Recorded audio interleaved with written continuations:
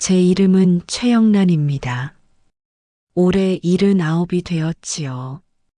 지금은 경기도 외곽의 작은 집에서 혼자 살고 있습니다. 사람들은 그냥 동네 끝집에 사는 할머니라 부르지만 제 안에는 말하지 못한 기억이 쌓여 있습니다.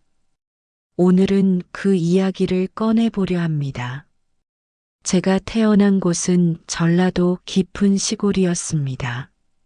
농과 밭이 이어진 마을, 흙길 위로 먼지가 늘 일었습니다. 해가 지면 호롱불에 의지해야 했고, 겨울이면 아궁이 불길만이 방을 지켰습니다. 가난했지만 마을 사람들은 서로 얼굴을 다 아는 작은 세상이었습니다. 아버지는 제가 태어나기도 전에 집을 나갔습니다. 어머니는 늘 전쟁터에 끌려갔다라고 했지만 이웃들은 다른 말을 했습니다. 영란이 아버지 장터 건너 여자랑 살러 갔다더라. 저는 어린 마음에도 어머니의 굳은 표정을 보며 그 말이 사실임을 알았습니다. 어머니는 저를 바라볼 때마다 눈을 찌푸렸습니다. 내 얼굴만 보면 속이 쓰리다. 그 한마디가 제 가슴에 못처럼 박혔습니다. 아버지가 떠난 흔적을 제 얼굴에서 본다고 생각했던 거지요. 다행히도 할머니가 계셨습니다. 할머니는 작은 손으로 제 머리를 쓰다듬으며 말했습니다. 라나, 너는 귀한 아이여. 아무도 널 함부로 할 수 없어. 그 목소리는 저를 살게 하는 힘이었습니다. 할머니는 글도 가르쳐 주셨습니다. 마을에 학교가 없었으니 누더기 책을 펴놓고 한 글자씩 알려주셨지요. 저는 그 시간만큼은 세상에서 제일 귀한 사람이 된 것 같았습니다. 하지만 행복은 오래가지 않았습니다. 제가 9살 되던 겨울 할머니가 심한 기침을 하더니 그만 눕고 말았습니다. 방 안에는 훈기가 돌지 않았고 차가운 바람이 틈새로 들어왔습니다. 며칠 뒤 할머니는 제 손을 꼭 잡은 채로 숨을 거두셨습니다. 라나, 잘 살아야 한다. 그 마지막 말만 남기고 떠나셨습니다. 그날 이후 저는 더 이상 아이가 아니었습니다. 어머니의 눈빛은 더 매서워졌고 집안에서 제 자리는 점점 좁아졌습니다. 밥상에서도 제 그릇은 늘 맨 마지막에 놓였습니다. 동생들이 태어난 뒤에는 제 몫이 아예 사라지기도 했습니다. 내가 양보해야지. 내 동생들이 먼저 살아야지. 어머니는 그렇게 말하며 제 숟가락을 빼앗았습니다. 저는 속으로만 대답했습니다. 나는 언제 살아도 되는 걸까? 마을 아이들과 놀 기회도 거의 없었습니다. 어머니는 저를 집안일에 붙잡아 두었지요. 장작 패와라. 빨래 개라. 동생 돌봐라. 어린 손으로는 버거운 일들이었지만 싫다고 말할 수 없었습니다. 그저 묵묵히 하다 보면 어머니가 조금은 마음을 풀까 싶었습니다. 그러나 돌아오는 건 무표정한 얼굴과 짧은 한숨뿐이었습니다. 어느 날 동네 어른이 저를 불러 세웠습니다. 영란아, 내가 참 얌전하구나. 근데 왜 웃질 않니? 저는 대답하지 못했습니다. 웃음이 제 안에서 사라진 지 오래였으니까요. 밤이면 방 구석에서 할머니가 남겨주신 작은 거울을 꺼내 보았습니다. 금이 간 거울 속 제 얼굴은 늘 어두웠습니다. 나는 왜 태어났을까? 나는 왜 여기에 있을까? 어린 나이에 스스로에게 수없이 물었지요. 그러나 그때는 알지 못했습니다. 제 삶이 앞으로 더 큰 소용돌이에 휘말릴 거라는 걸, 할머니의 따뜻한 손길이 사라진 자리에 차가운 운명이 기다리고 있다는 걸, 저는 그저 버려진 아이처럼 살고 있었고, 아직 모르는 미래가 천천히 다가오고 있었습니다. 영란아, 어머니의 거친 목소리가 문틈을 넘어왔습니다. 내일부터는 읍내 집에서 살림 돕기로 했다. 새벽에 따라와라. 그 목소리는 명령이었고 저항할 수 없는 운명이었습니다. 그때 저는 아직 몰랐습니다. 그 길이 제 인생을 송두리째 바꾸어 놓을 시작이라는 것을. 할머니가 세상을 떠난 지 몇 해 지나지 않아 어머니는 새로운 남자를 집으로 들였습니다. 이웃들은 수군거렸습니다. 춘자 씨도 이제 남자랑 살림 합친다더라. 저는 그 말의 무게를 알지 못한 채 그저 낯선 그림자를 맞이해야 했습니다. 그의 이름은 정만수였습니다. 마을 사람들은 그를 망릴꾼이라 불렀습니다. 삽과 곡괭이를 들고 어디든 가서 품을 팔았지만 번 돈은 술로 흘려보내는 이였습니다. 처음 집에 들어왔을 때 그는 제 머리를 툭 치며 말했습니다. 얘가 큰 딸이구먼. 이름이 뭐야? 영란이에요. 말이 없네. 애가 얌전한가 보지. 그의 웃음은 거칠었고 눈빛에는 술 기운이 비쳤습니다. 그날부터 제 삶은 또 다른 모양의 그림자를 안게 되었습니다. 어머니는 곧 아이를 가졌습니다. 그리고 몇 해 사이에 남동생 둘과 여동생 하나가 태어났습니다. 방은 좁아졌고 밥상 위는 더 가벼워졌습니다. 저는 맨 끝에 앉아 국물만 떠먹기 일쑤였습니다. 영란아, 내가 양보해야지. 내 동생들이 먼저다. 어머니는 늘 그렇게 말했습니다. 저는 고개를 끄덕였습니다. 그러나 마음 한구석에서는 작은 불씨가 타올랐습니다. 왜 늘 내가 마지막이어야 할까? 나도 아이인데. 정만수는 술을 마시면 성질이 달라졌습니다. 어느 날 저녁 쌀이 모자라 죽을 끓였을 때였습니다. 그는 숟가락을 내던지며 소리쳤습니다. 이게 뭐야? 개죽이냐? 쌀이 없어서 그랬어요. 내일 장에 가야 사오지요. 어머니가 조심스레 대답했습니다. 거짓말 하지 마. 내가 몰래 감춘 거 아냐? 아니에요. 아니긴 뭐가 아냐? 그는 그대로 어머니의 어깨를 밀쳤습니다. 어머니는 벽에 부딪혀 신음했습니다. 저는 벌떡 일어나 외쳤습니다. 그만하세요. 순간 방 안의 공기가 얼어붙었습니다. 정만수의 눈이 번쩍였습니다. 뭐? 내가 나한테 큰 소리 쳐?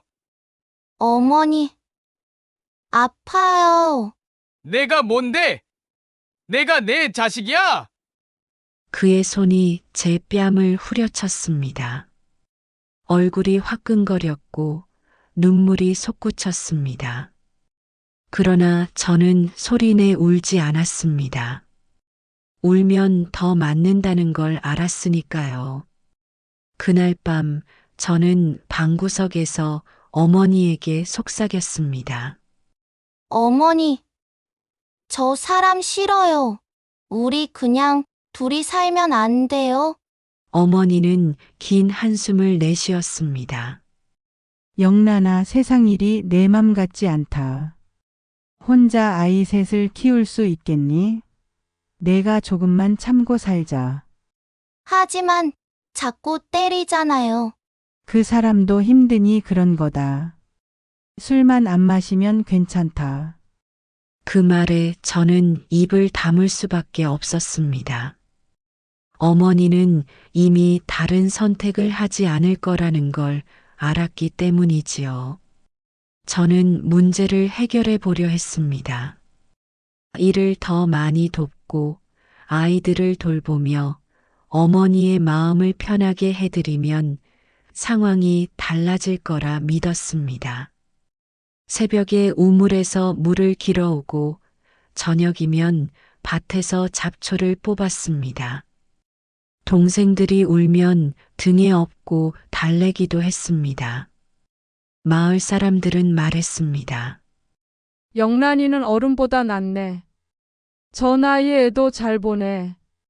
그 칭찬이 기뻤지만 동시에 서글펐습니다. 저는 아이로 살 기회를 잃어가고 있었으니까요. 하지만 노력에도 불구하고 집안의 공기는 변하지 않았습니다. 정만수는 여전히 술에 취해 들어왔고 어머니는 묵묵히 참았습니다. 저는 점점 두려움과 분노 사이에서 흔들렸습니다. 어머니에게 버림받지 않기 위해 애쓰면서도 속으로는 외쳤습니다. 왜 나만 짐처럼 취급하는 걸까? 왜 나만 늘 희생해야 하지? 어느 날 밤 동생들이 잠든 뒤 어머니와 마주 앉았습니다. 어머니, 저도 학교에 가고 싶어요. 제 목소리는 떨렸지만 용기를 내어 말했습니다. 어머니는 잠시 눈을 감더니 대답했습니다. 영란아, 우리 집 형편 알지 않니? 너는 글씨 조금 아니? 됐다.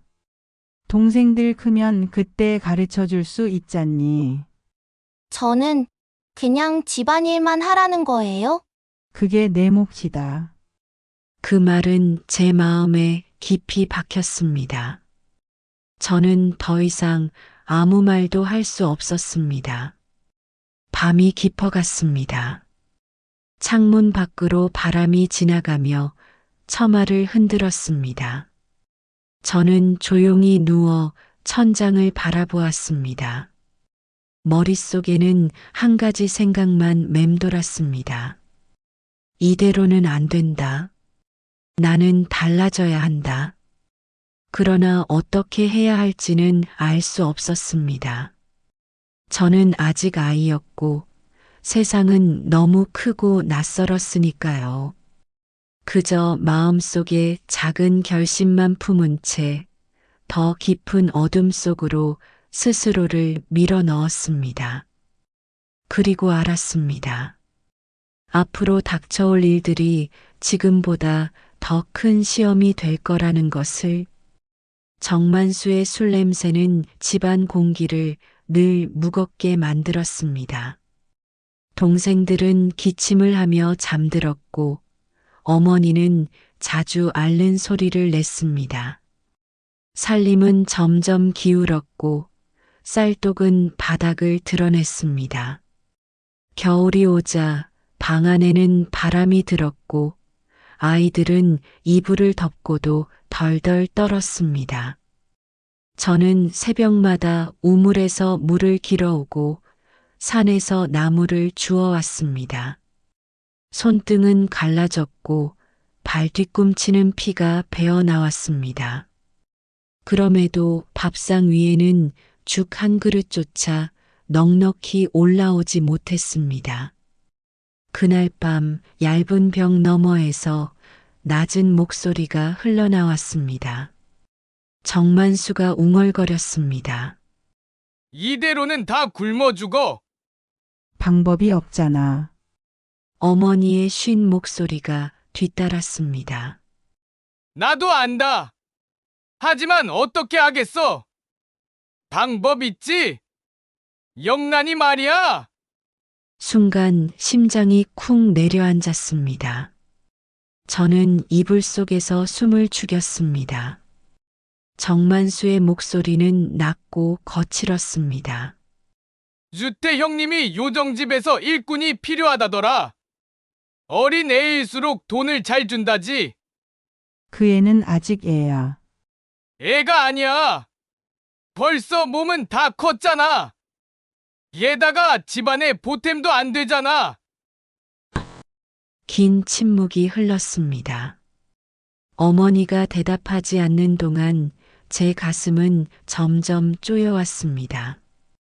결국 정만수의 목소리가 다시 날카롭게 잘려나왔습니다. 죽느냐 사느냐야. 그 애 하나로 다 살 수 있다면 그게 맞는 거지. 어머니의 한숨이 들렸습니다. 내 말대로 하자. 그 순간 제 세계는 무너졌습니다. 어머니마저 등을 돌렸다는 사실이 믿기지 않았습니다. 저는 울고 싶었지만 소리조차 낼 수 없었습니다. 그저 온몸이 굳은 채 이불 속에서 떨고만 있었습니다. 다음 날부터 어머니의 눈길은 더 차가워졌습니다. 괜히 집 밖에 나돌지 마라. 짧은 말 뒤에는 더는 설명이 없었습니다. 저는 눈치를 보며 집안일을 더 열심히 했습니다. 쌀을 씻으며 속으로 빌었습니다. 혹시 어머니 마음이 바뀌면 좋겠다. 혹시 그냥 겁주려고 한 말이면 좋겠다. 하지만 며칠 후 그 희망은 산산이 깨졌습니다. 정만수가 제 손목을 잡아 끌며 말했습니다. 준비해. 오늘 읍내 간다. 왜요? 쓸데없는 소리 하지 마. 따라와. 어머니는 제 눈을 피했습니다. 저는 작은 목소리로 물었습니다. 정말 보내실 거예요? 어머니는 짧게 답했습니다. 가면 밥은 먹을 수 있을 거다. 그 말은 칼처럼 날카롭게 제 가슴을 찔렀습니다. 저는 아무 말도 하지 못했습니다. 길은 차갑고 길었습니다. 정만수의 낡은 자전거 뒤에 앉아 저는 먼지를 뒤집어 썼습니다.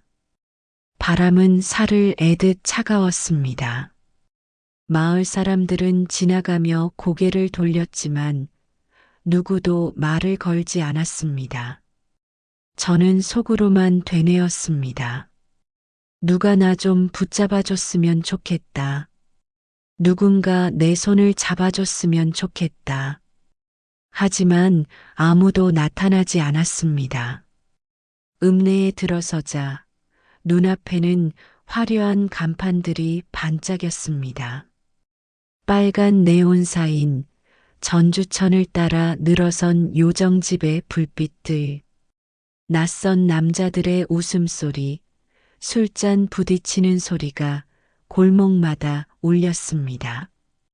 그곳은 제게 지옥의 입구처럼 보였습니다. 정만수는 요정집 대문 앞에서 멈췄습니다. 문에는 큼직한 한자가 붙어 있었습니다. 추나각. 문 안에서는 술에 취한 웃음소리가 흘러나왔습니다. 그는 저를 끌어당기며 말했습니다. 괜히 버티지 마. 내가 무슨 힘이 있다고?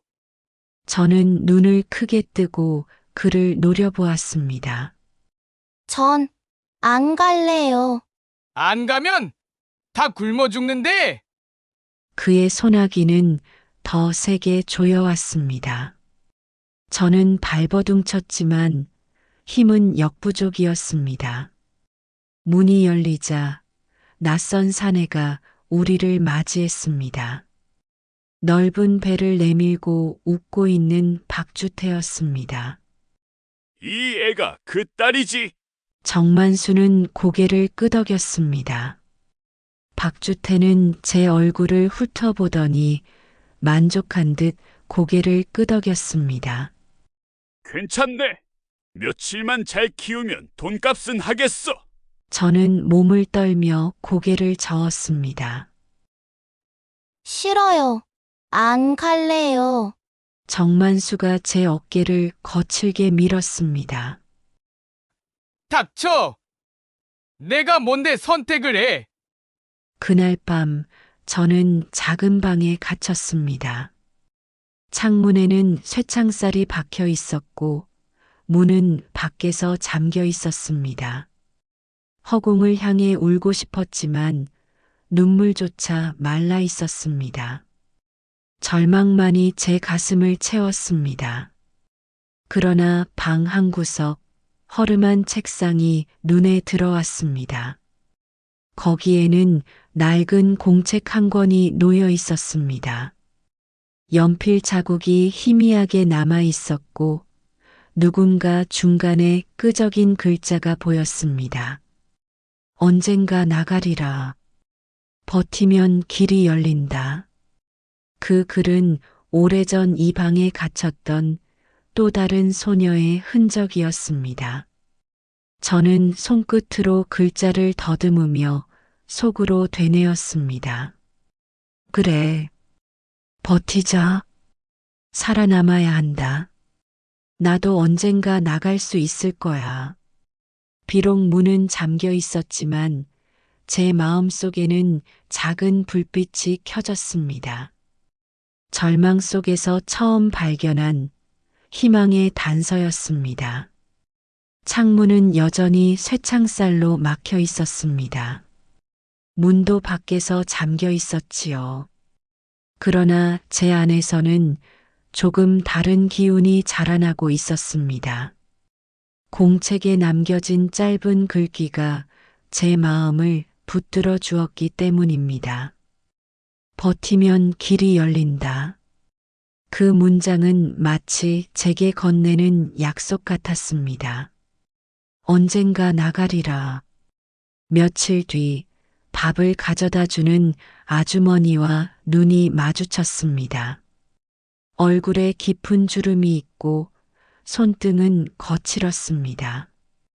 처음에는 서로 말이 없었습니다. 그러다 어느 날 아주머니가 낮게 속삭였습니다. 밥은 꼭 다 먹어. 그래야 힘이 남지. 저는 고개를 끄덕였습니다. 그 한마디가 제 마음을 움직였습니다. 그날 이후 저는 아주머니를 볼 때마다 작게 인사했습니다. 감사합니다. 그녀는 짧게 대답했습니다. 응, 잘 버텨. 작은 교감이 이어지자 제 안의 두려움이 조금은 누그러졌습니다. 저는 방 안에서 가만히 손끝으로 글씨를 쓰며 시간을 견뎠습니다. 할머니께 배웠던 글자들을 다시 떠올렸습니다. 사람, 집, 길. 연필이 없어도 손가락 끝으로 책상 위에 새겨 넣듯이 그렸습니다. 그 작은 행동이 저를 지켜주었습니다. 나는 아직 사람이다. 스스로에게 그렇게 속삭였습니다. 어느 저녁 박주태가 술 기운을 품고 방에 들어왔습니다. 그의 시선은 여전히 거칠었지만 저는 두려움 속에서도 담담히 말했습니다. 저는 일을 하겠습니다. 하지만 저를 물건처럼 팔지 말아 주세요. 그는 코웃음을 쳤습니다. 어린 게 큰 소리를 다 치네. 밥만 먹게 해주신다면 제가 집안일이든 뭐든 하겠습니다. 그 순간 제 목소리는 떨리지 않았습니다. 박주태는 잠시 저를 쳐다보다가 투덜거리며 나갔습니다. 그날 밤 저는 알았습니다. 작은 말도 저를 지킬 수 있다는 걸. 며칠 후 밥을 가져오던 아주머니가 제 손을 꼭 잡았습니다. 잘했어. 내가 말을 했구나. 저는 눈물이 고여서 고개를 끄덕였습니다. 그녀는 조용히 말했습니다. 사람은 말해야 살아. 두려워도 마음을 숨기면 안 돼. 그 말은 제 가슴 깊이 들어왔습니다. 저는 그때 처음으로 다시 웃었습니다. 아주 작은 웃음이었지만 제 얼굴에 남은 따뜻함이 오랜만이었습니다. 시간이 조금 흐르자 제 자리는 달라지기 시작했습니다. 예전처럼 매일 갇혀 있지는 않았습니다. 아주머니와 함께 부엌일을 거들 수 있게 되었지요. 쌀을 씻고 그릇을 닦으며 저는 몸을 움직였습니다. 작은 일이었지만 제 안에서는 확실한 변화였습니다. 고맙다. 영란아. 덕분에 일이 수월하네. 아주머니가 말했습니다. 제가 감사해요. 살려주셔서요. 살아있는 것만으로도 잘하는 거야. 그날 밤 저는 불빛에 비친 제 손을 오래 바라보았습니다. 흙투성이 상처투성이었지만 그 손은 분명 살아있는 손이었습니다. 어느 날 뜻밖의 순간이 찾아왔습니다. 같이 일하던 젊은 여인이 제게 다가와 속삭였습니다. 나도 예전에 너처럼 왔어. 하지만 여기서 버텼지. 이제는 조금씩 길이 보여. 저는 놀란 눈빛으로 그녀를 바라보았습니다. 정말 길이 있나요? 그녀는 고개를 끄덕였습니다. 언제일지는 몰라. 하지만 분명 나가는 길은 있어. 그 말은 제 마음속에서 불씨를 활활 키웠습니다. 절망 속에서도 누군가는 희망을 보았다는 사실이 저를 다시 일으켜 세웠습니다. 밤이 깊어갈수록 제 다짐은 선명해졌습니다. 저는 더는 울지 않겠다고 마음먹었습니다. 버티고 배우고 언젠가 이 벽을 넘어나가겠다고 결심했습니다. 할머니가 남긴 말씀이 떠올랐습니다. 라나, 너는 귀한 아이여. 그 목소리가 다시 제 귓가에 울렸습니다. 저는 이제 압니다. 희망은 큰 것이 아니라 아주 작은 손길과 말에서 시작된다는 걸, 쇠창살 너머에도 빛은 스며든다는 걸, 그리고 그 빛이 저를 밖으로 이끌어낼 날이 언젠가 반드시 온다는 걸요. 세월은 빠르게 흘렀습니다. 저는 결국 그곳을 벗어났습니다. 오랜 시간 견디고 아주머니와 젊은 언니의 도움을 받으며 작은 틈을 찾아냈습니다. 그리고 끝내 두 발로 세상에 다시 나올 수 있었습니다. 처음에는 아무것도 없는 빈손이었지요. 그러나 살아있다는 것만으로도 감사했습니다. 저는 작은 읍내에서 허드렛 일을 하며 돈을 모았습니다.